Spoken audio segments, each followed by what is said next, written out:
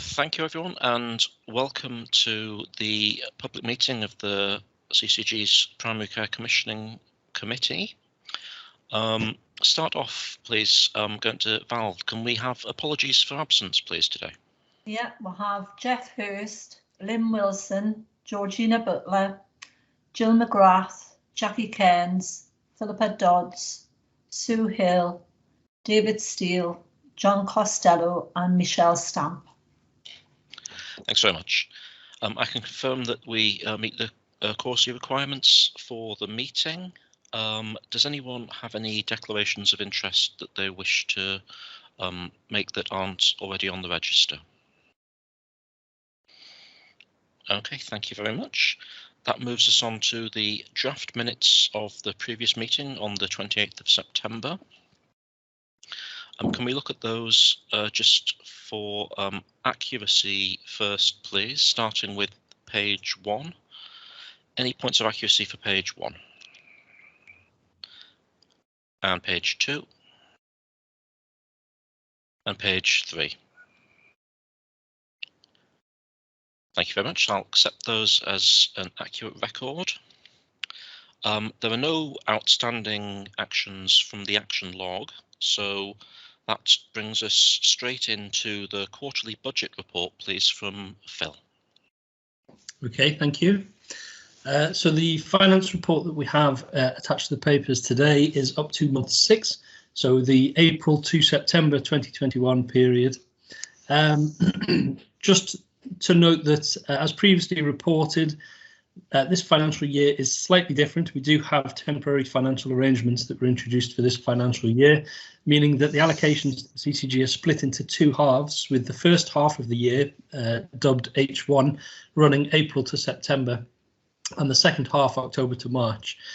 Currently at month 6, we are only reporting on the first 6 months of the year, H1, with H2 allocations to come in from month 7 onwards. So this report only looks at, as I say, the first 6 months of the year. And with that in mind, the position the CCG is reporting at month 6 is an underspend of 203,000. That is the same as the position reported at month 5 also. There are a few points of interest there noted in the report, that when you look at the table in Appendix 1 of the report, you'll note that there is a movement between month 5 and month 6 of about 805,000 between 2 rows, being the general practice PMS line and the earmarked reserves line. That is merely a coding correction in the ledger to move the expenditure to the correct place. The only other point to note is that the allocation for H1, which was 40.1 million, was made up of the baseline allocation of 39.85 million, plus an increased 264k for the long COVID DES. The allocations in H2 will be the same, so it's a 39.85 million pound core allocation again, and we're also expecting to get the long COVID DES as well. So going forward, you should expect to see the H1 and H2 position have double the budget shown in this report, and of course the forecasting will be on the 12-month basis going forward.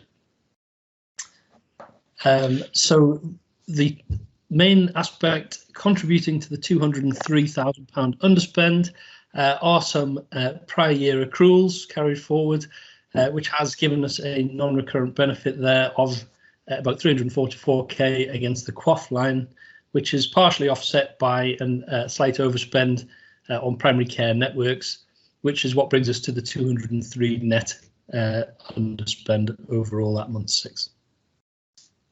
And that was all I had to say on that. Are there any questions on the position? I don't see any questions. Thank you very much for that, Phil.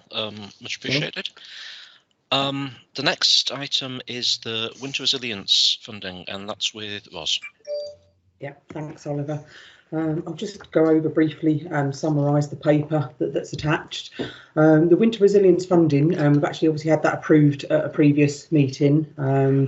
But what the Winter Resilience Fund is, for the last couple of years, the CCG has actually provided some additional funds around November time each year to help with the winter season. We know that during COVID, practices have been operating under a great deal of pressure. That continues. There continues to be that pressure in practices with sort of staff absences, the demand that's going on.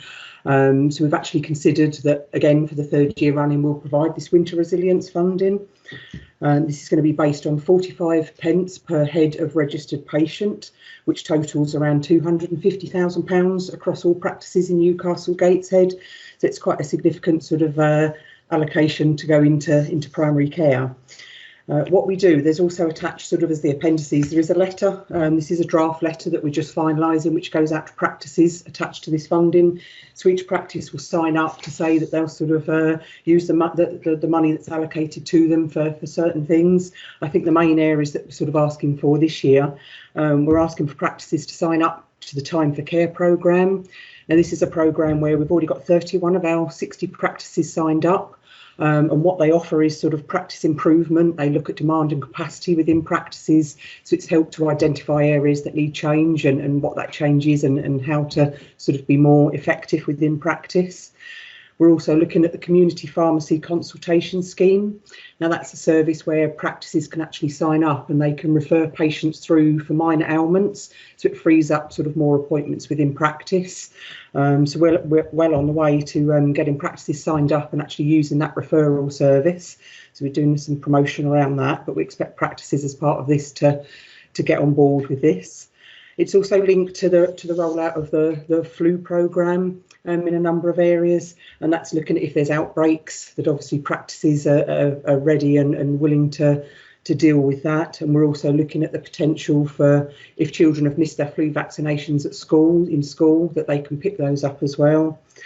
And we have actually linked something into this around the learning disability health checks. And I think on the back of last year having sort of quite a successful rate of LD health checks taking place, we want to keep that momentum this year.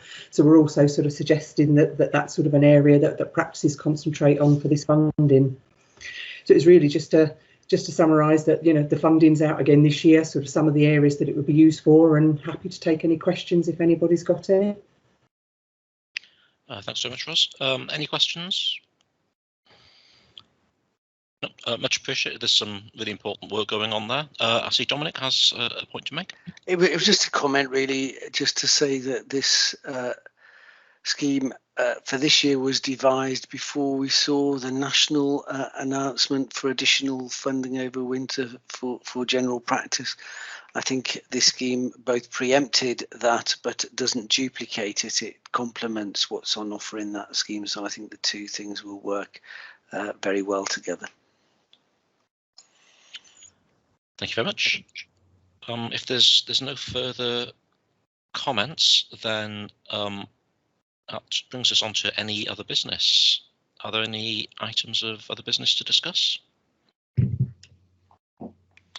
If not, then I'll close the meeting with the date of the next meeting being Tuesday, the 30th of November at 5 p.m.